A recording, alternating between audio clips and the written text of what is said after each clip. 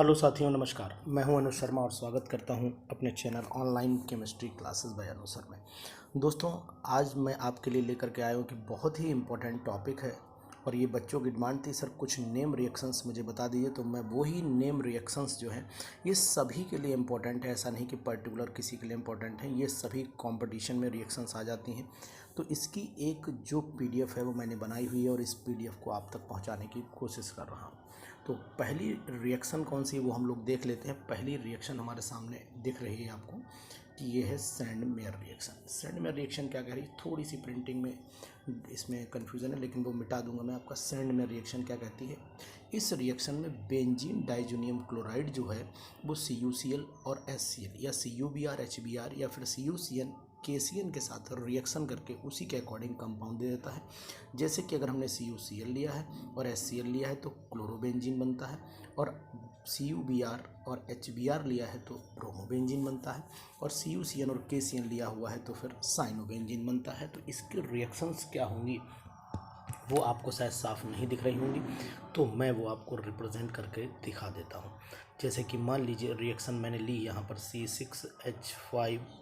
C6H5N2Cl, ये मैंने यहाँ पर क्या लिया, बेंजीन डाइजोनियम क्लोराइड लिया।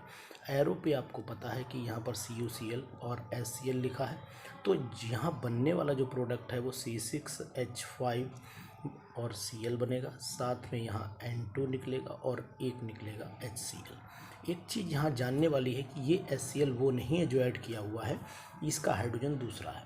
क्योंकि अगर हम दूसरी रिएक्शन लिखते हैं तो वहाँ से भी एक क्लियरिटी हो जाएगी कि C6H5N2Cl लिया गया है, यहाँ पर हमने CuBr लिखा है और यहाँ पर मैंने HBr लिखा हुआ है।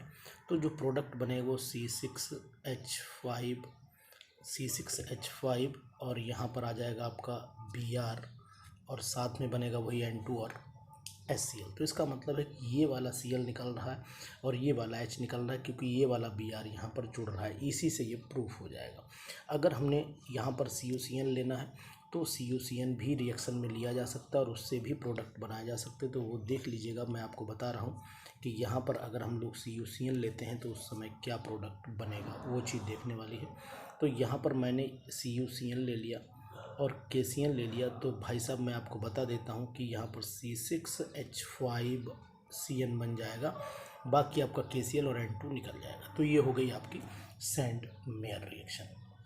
अब आपको बताते हैं कि गेटरमैन रिएक्शन क्या है। गेटरमैन रिएक्शन में ख़ास बात ये कि यहाँ पर प्रोडक्ट तो वही बनेंगे, यहाँ पर सेम प्रोडक्ट बनेंगे।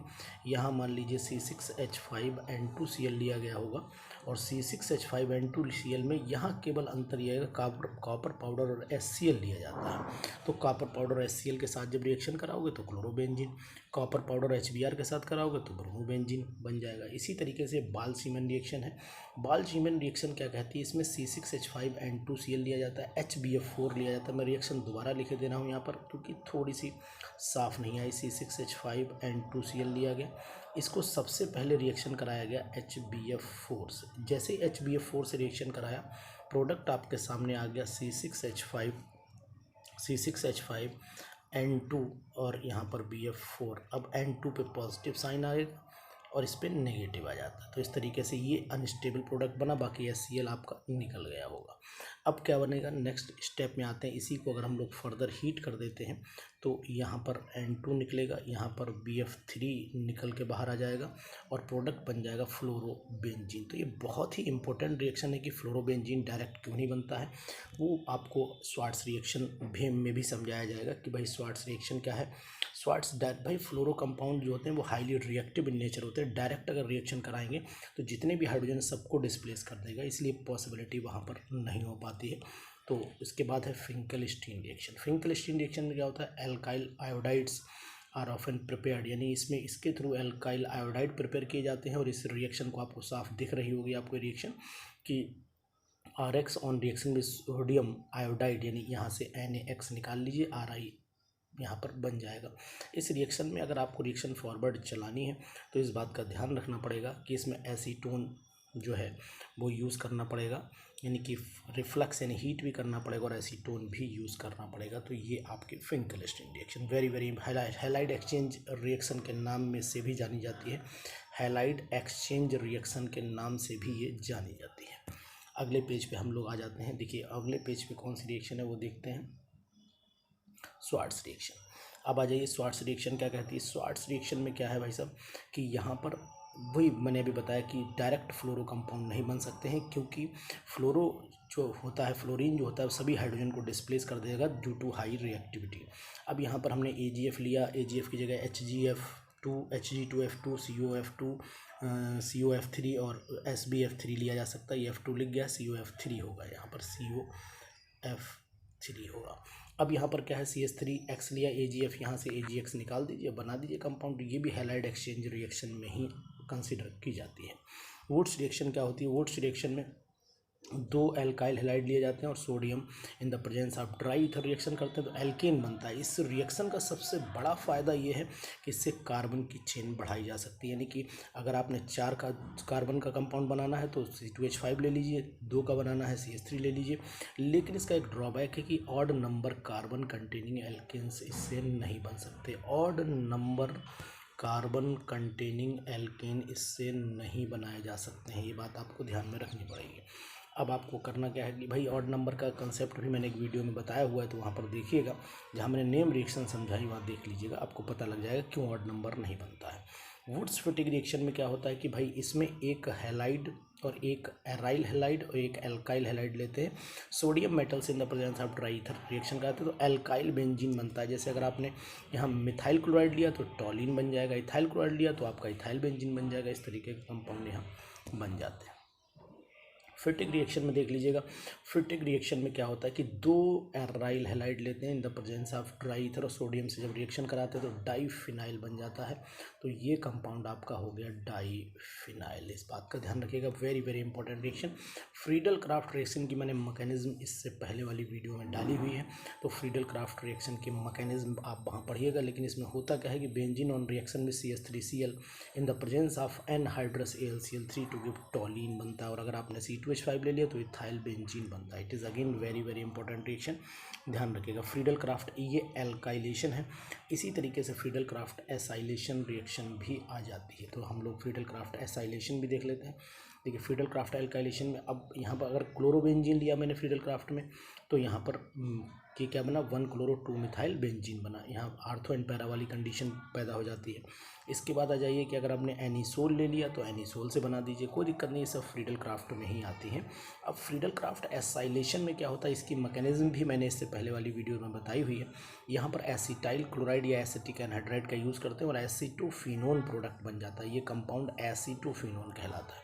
एसिटाइल ग्रुप लगा है बेंजीन में तो एसीटोफिनोन, अगर यहीं पर ग्रुप लग जाता फिनाइल तो बन जाता बेंजोफिनोन। ये बात ध्यान रखिए भाई, बेंजोफिनोन का फार्मूला भी मैं आपको बता दे रहा हूँ। ये बेंजीन लिया और ऊपर हमने जोड़ दिया C6H5, ये जुड़ गया बेंजोफिनोन, ध्यान रखिएगा। नेक्स्ट कंपाउंड है, नेक्स्ट रिएक्शन है रीमर-टीमन रिएक्शन। रीमर-टीमन रिएक्शन में क्या होता है, phenol on treatment with chloroform, phenol on treatment with chloroform and in the presence of NaO sodium hydroxide to give salicyl aldehyde बनता है।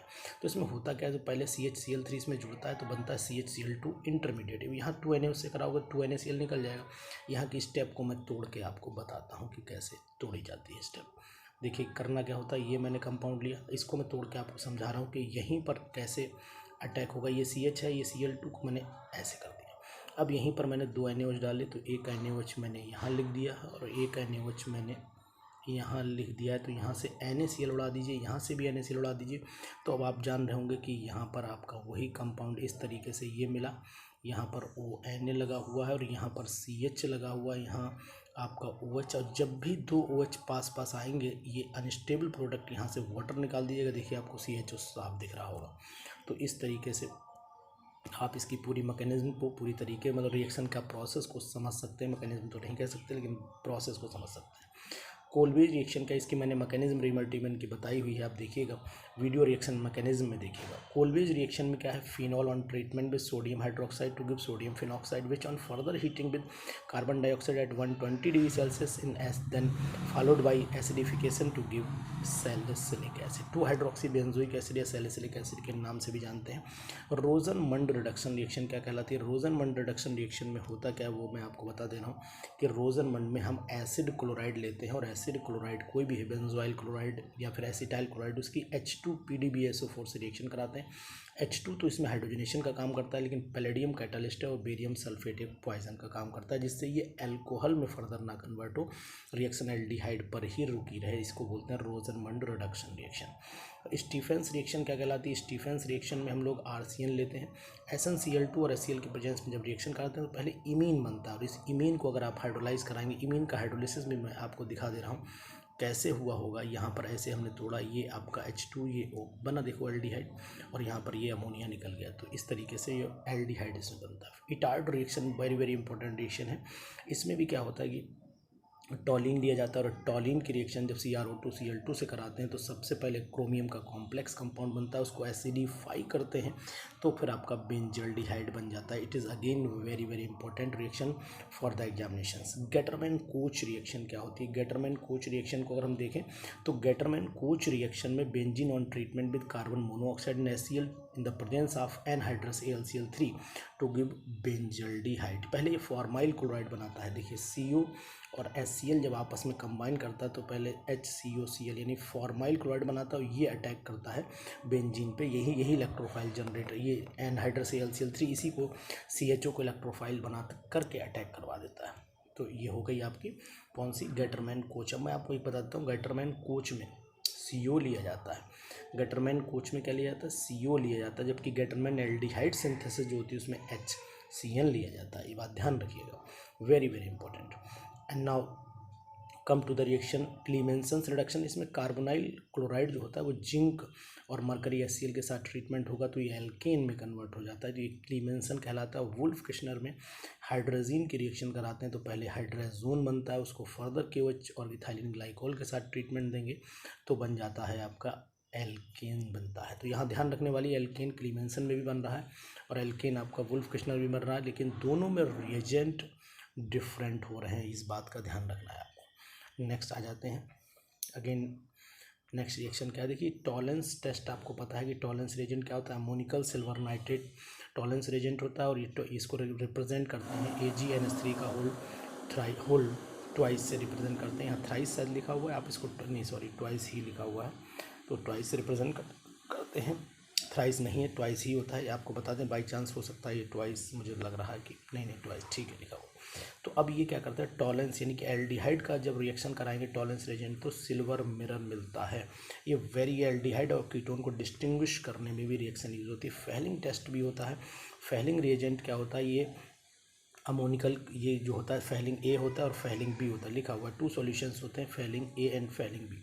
Fehling A is the aqueous copper sulphate होता है, और Fehling B क्या होता है, sodium potassium tartrate, alkaline solution of sodium potassium tartrate, दोनों को मिला के फेलिंग सोल्यूशन बनता है। ये एल्डिहाइड के साथ ब्रिक रेड प्रेसिपिटेट देता है, और ये एल्डिहाइड कीटोन के डिफरेंस में भी काम आता है। Again very very important reaction. Aldol condensation में क्या होता है कि अगर सेम एल्डिहाइड लिए हुए हैं तो दोनों आपस में कंबाइन करते हैं, कंडेंस होते हैं in the presence of strong alkali to give aldol. Aldol को फर्दर हीट कर दीजिए तो आपका ब्यूट-2 ईनल बन जाता है। इसी तरीके से प्रोपेनोन ले लीजिए तो फिर आपका कीटल बन जाता है, वैसे एल्डोल बना यहाँ कीटोल बन जाएगा, और कीटोल को फर्दर हीट कर दीजिए तो 4 मिथाइल पेंट 3 बन जाता है। एल्डोल, ये भी एल्डोल कंडेंसेशन प्रोडक्ट कहलाता है। अब क्रॉस एल्डोल में क्या होगा, दो डिफरेंट एल्डिहाइड लिए जाते हैं जिनमें अल्फा हाइड्रोजन हो। मतलब एल्डिहाइड, ये एल्डोल की खास बात है कि दोनों में अल्फा हाइड्रोजन होने चाहिए, जबकि कैनिज़ारो रिएक्शन की खास बात है उसमें अल्फा हाइड्रोजन नहीं होने चाहिए। चलिए अगली बात देख लेते हैं, इसमें इसके बाद शायद कैनिज़ारो ही दे रखी है, वेरी गुड। कैनिज़ारो रिएक्शन देखिएगा, एल्डोल की जो क्रॉस एल्डोल है वो मैंने पीछे समझाई हुई है, एक मैकेनिज्म में फुल मैकेनिज्म क्रॉस एल्डोल की समझाई हुई है, उसको वहाँ पढ़िएगा। क्रॉस कैनिज़ारो रिएक्शन में क्या होता है, कैनिज़ारो में 2 मतलब एल्डिहाइड लिए फॉर्मेल्डिहाइड या बेंजल्डिहाइड हो सकते हैं जिनमें अल्फा हाइड्रोजन नहीं होता है। और जब ये कंसनट्रेटेड NaOH एक्वस से रिएक्शन कराते हैं तो एक अल्कोहल बनता है, एक sodium salt of fatty acid बन जाता है। तो ये ध्यान रखिएगा। कोलब्रिज इलेक्ट्रोलिसिस में क्या होता है कि भाई 2 sodium salt of sodium acetate या ले लिया, इनको इलेक्ट्रोलाइज किया तो क्या बनता है, एक एल्केन बनता है। ये अपने मीथेन के वो ईथेन की प्रिपरेशन, इससे मीथेन नहीं बन सकता, इस बात का ध्यान रखना पड़ेगा आपको।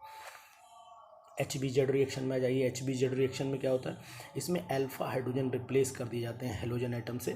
तो ये बात ध्यान रखने वाली। तो यहाँ पर जैसे 2 CH2 2 हाइड्रोजन है तो 2 बार, एक बार और रिएक्शन ही होगी, यानी कि एक बार Cl2 रेड फॉस्फोरस से और कराएंगे तो बन जाएगा आपका CR बन गया, और यहाँ पर भी Cl लग गया, यहाँ पर भी Cl लग गया। बाकी आगे जैसा प्रोसेस है वैसे ही हो जाएगा, कोई दिक्कत नहीं आएगी इसमें।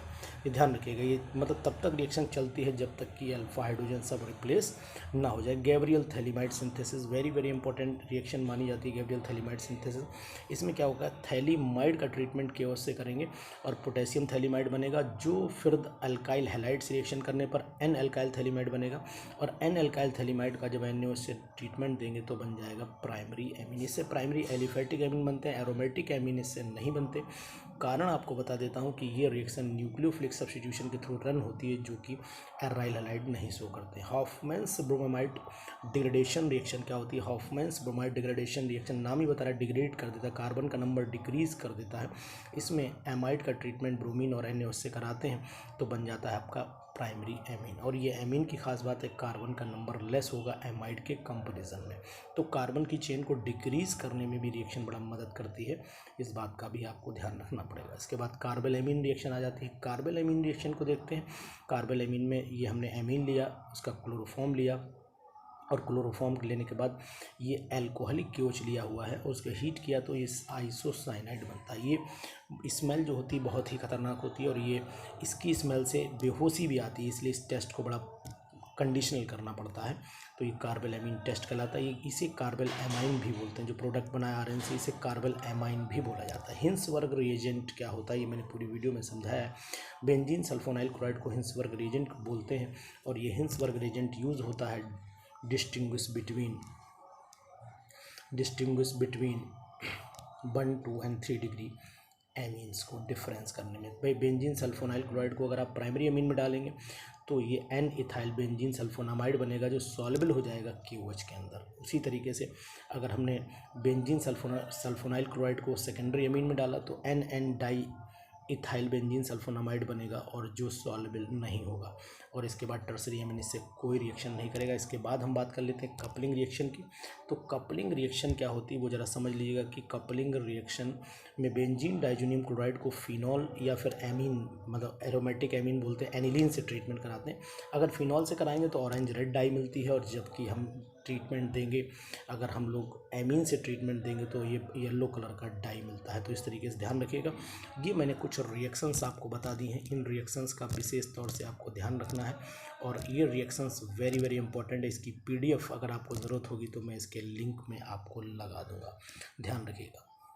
तो ये वीडियो कैसी लगी, नेम रिएक्शंस का थोड़ा सा कलेक्शन, आपको छोटा सा कलेक्शन आप तक पहुंचाया मैंने, जिससे आपको लगने लगे कि नहीं सर, जो ये कलेक्शन मैंने बच्चों के लिए किया हुआ है तो ये कलेक्शन आपके लिए भी बहुत इंपॉर्टेंट है, सभी के लिए बहुत इंपॉर्टेंट है। ध्यान रखिएगा। तो इसको पढ़िए, इस वीडियो को शेयर करिए, और अगर आप मेरे चैनल पर नए हैं तो प्लीज़ इसको सब्सक्राइब जरूर कर दीजिएगा, जिससे कि सभी की पढ़ाई चलती रहे, सभी को प्रॉपर तरीके से गाइडेंस मिलती रहे, और जो मुझसे हो सकता है वो मदद मिलती रहे। Thank you, have a nice day.